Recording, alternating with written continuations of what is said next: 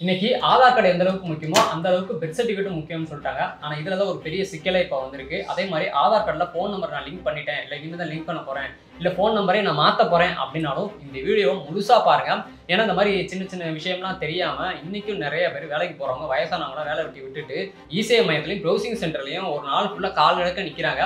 அதே மாதிரி தங்களோட குழந்தைங்களுக்கும் ஆதார் கார்டு எடுக்கிறதுலையும் ரொம்பவே கஷ்டப்பட்டு இருக்காங்க. முந்திலாம் தனியார் இசேவை மையத்திலலாம் அந்த ஆதார் சர்வீஸ் வந்து கொடுத்துட்டு இருந்தாங்க. ஆனால் அது சேஃப்டி இல்லைன்னு சொல்லி அங்கே ஸ்டாப் பண்ணிட்டு இந்த அரசு இசேவை மையம் மற்ற இசேவை மையங்கள்லாம் பார்த்தீங்கன்னா ஆதாரில் அந்த அட்ரஸ் சேஞ்ச் பண்ணுறது இந்த சர்வீஸ் மட்டும் அவங்க அப்டேட் பண்ணிட்டு இருக்காங்க.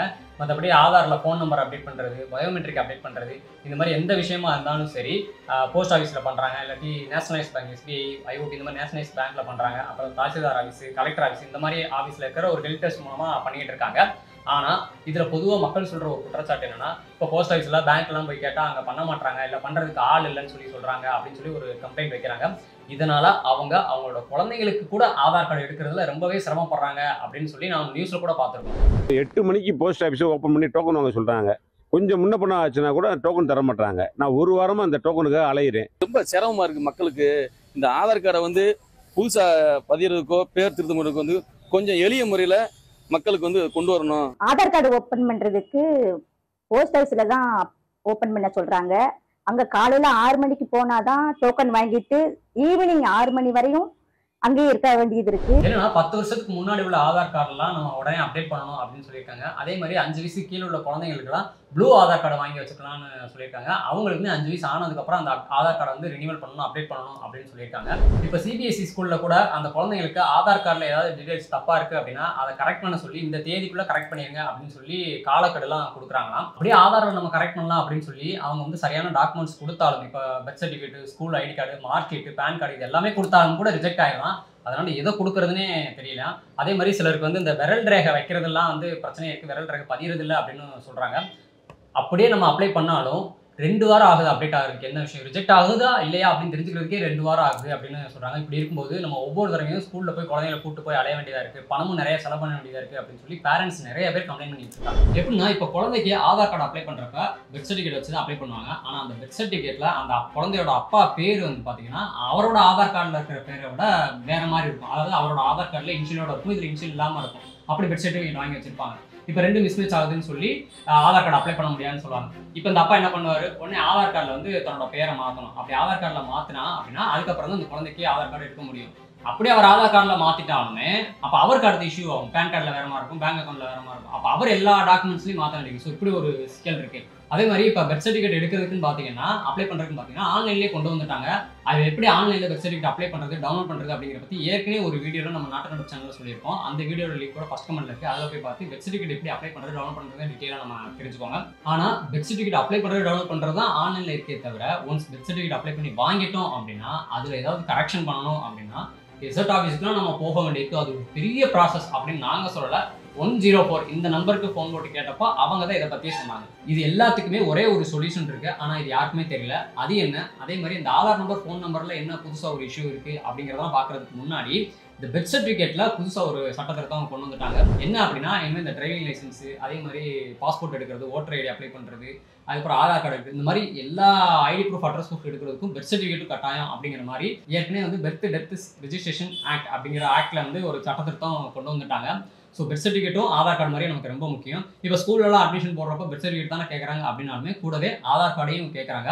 ஸோ நாங்கள் தயவு செய்து விரும்பி கேட்டுக்கிறது என்ன அப்படின்னா, நீங்கள் உங்கள் குழந்தைக்கு ஹாஸ்பிட்டலில் பெர்த் சர்டிஃபிகேட் அப்ளை பண்ணுறீங்க, இல்லை பேர் கொடுக்குறீங்க அப்படின்னா தயவு செய்து உங்களோட பேர் ஆதார் கார்டில் எப்படி இருக்கும், இன்ஷியலோட இருந்துச்சுன்னா இன்ஷியலோட பேர் கொடுங்க, இல்லை இன்ஷியல் இல்லைன்னா வெறும் பேரை மட்டும் கொடுங்க. ஸோ உங்கள் ஆதார் கார்டில் எப்படி இருக்கோ அதில் இருக்கிற மாதிரியே மற்ற எல்லா ப்ரூஃப்லேயும் டீட்டெயில்ஸ் வச்சுக்கோங்க.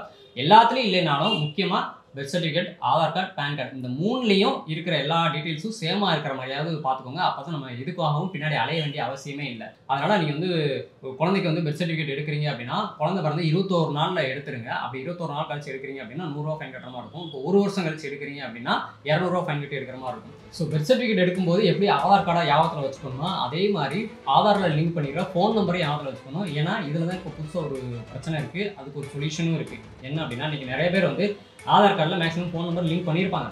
ஆனால் அந்த ஃபோன் லிங்க் பண்ண ஃபோன் நம்பர் வந்து யூஸ் பண்ணியிருக்கவே மாட்டாங்க ரொம்ப நாளாக. அதுக்கப்புறம் அது டீஆக்டிவேட் ஆகிருக்கும். அப்போ வந்து ஓடிபி வரதான் நமக்கு ஒரு பிரச்சனை வரும்.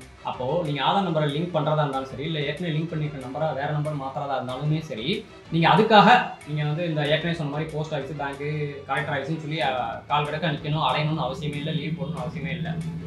ஆதார் அப்படிங்கிற அப்ளிகேஷனில் நமக்கு பக்கத்தில் இருக்கிற ஏரியாவில் எங்கெங்கெல்லாம் இந்த ஆதார் சர்வீஸ் சென்டர் அப்படின்னு சொல்லி இருக்குன்னு செக் பண்ணி பார்த்துட்டு அந்த சென்டரில் அங்கே அவைலபிளாக இருக்கிற டேட் அண்ட் டைமில் நாம் எப்போ அவைலபிளாக இருப்போம் அப்படிங்கிற செலக்ட் பண்ணி சூஸ் பண்ணி நம்ம அப்பாயின்மெண்ட்டே புக் பண்ணிக்கலாம். அந்த அப்பாயின்மெண்ட் டேட் அண்ட் டைமில் நாம் போய் நம்ம டீட்டெயில்ஸ் எல்லாம் கொடுத்து நம்ம ஈஸியாக அப்டேட் பண்ணிக்கலாம்.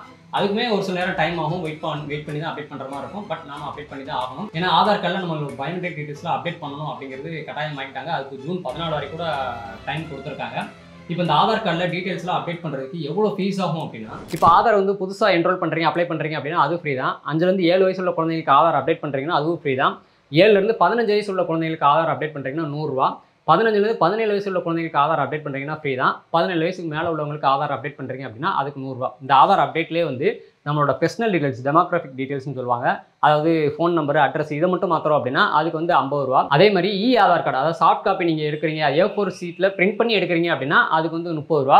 இப்போ இந்த வயசானவங்க, மாற்றுத்திறனாளிகள்லாம் ஆதார் சேவை மையம் போக முடியாது, நேரில் போக முடியாது. அப்போ அவங்களுக்கு வீட்டுக்கே வந்து ஆதார் என்ரோல்மெண்ட் பண்ணுறாங்க, அப்ளை பண்ணுறாங்க அப்படின்னா அதுக்கு 200 ரூபா.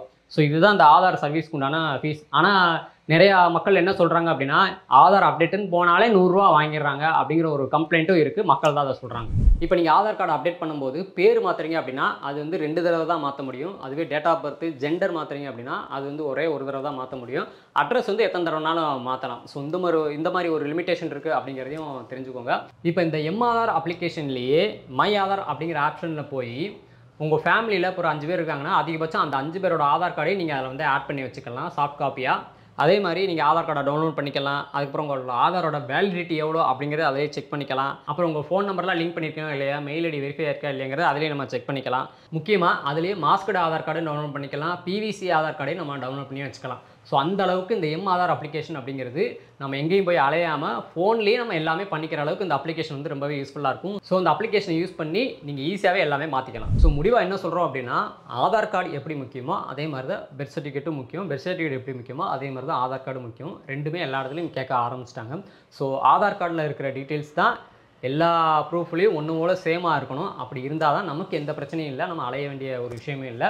அப்படி ஏதாவது மாத்திரதா இருந்தால் கூட நாங்கள் ஏற்கனவே சொன்ன மாதிரி ஆதார் அப்ளிகேஷனில் கூட அப்பாயின்மெண்ட் டேட் புக் பண்ணி அந்த ஆதார் சேவை மையத்தில் நம்ம போய் அப்ளை பண்ணி நம்ம மாற்றிக்கலாம். So birth certificate, Aadhaar card, PAN card இந்த 3மே முக்கியம். இந்த 3ல் இருக்கிற டீட்டெயில்ஸ் எல்லாமே சேமாக இருக்கணும் அப்படிங்கிறது ரொம்ப முக்கியம்.